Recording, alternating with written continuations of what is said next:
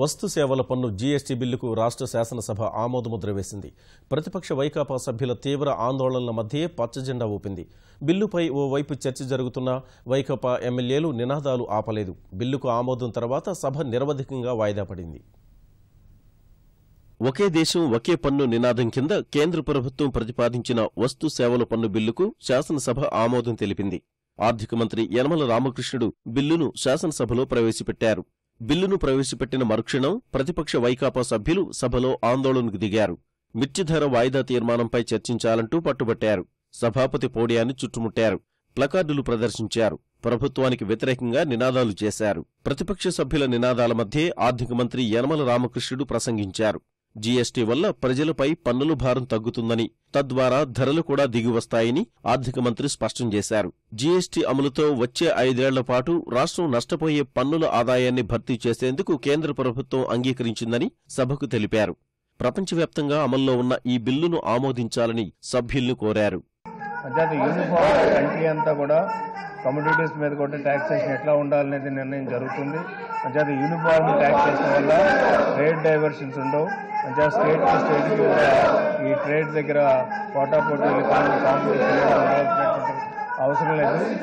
Country అంతా అంటే ఒకటే ట్యాక్స్ సిస్టమ్. ఇది కూడా ఇండస్ట్రియలిస్ట్ తోటి కానీ వాళ్ళు కూడా వెల్కమ్ చేశారు అధ్యక్ష. కంట్రీ అంతా ఒకటే ట్యాక్సేషన్ ఉండడం వల్ల మనకు చాలా మంది ఇన్వెస్టర్స్ కూడా ఇది సౌకర్యంగా ఉంటుంది. దేశ ఆర్థిక సంస్కరణల్లో జీఎస్టీ మరో విప్లవాత్మకమైన ముందడుగని ముఖ్యమంత్రి చంద్రబాబు వ్యాఖ్యానించారు. అన్ని రాష్ట్రాలు జీఎస్టీ బిల్లును ఆమోదిస్తున్నాయని అన్నారు. ఒకే పన్ను విధానం వల్ల చాలా మంచి ఫలితాలొస్తాయన్నారు. వైకాపా సభ్యుల ఆందోళనల మధ్యే తన ప్రసంగాన్ని సీఎం కొనసాగించారు. ఆర్థిక సంస్కరణల తర్వాత ఇదొక విప్లవాత్మకమైనటువంటి ఇంకొక సంస్కరణ. రేపు రాబోయే రోజుల్లో దేశంలో 2% జీఎస్టీపీ అదే మరి జీడీపీ పెరిగే అవకాశం ఉందని మీకు తెలియజేస్తున్నాను.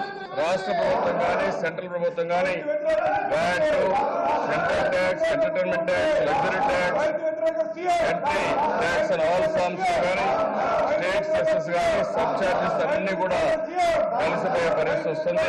ఈ రోజు జీఎస్టీ వల్ల అటు కేంద్రం కానీ రాష్ట్రం కానీ ఒకే ట్యాక్స్ విధానానికి నాంది పలుకుతున్నామని చెప్పి కూడా నేను మీకు తెలియజేస్తున్నాను.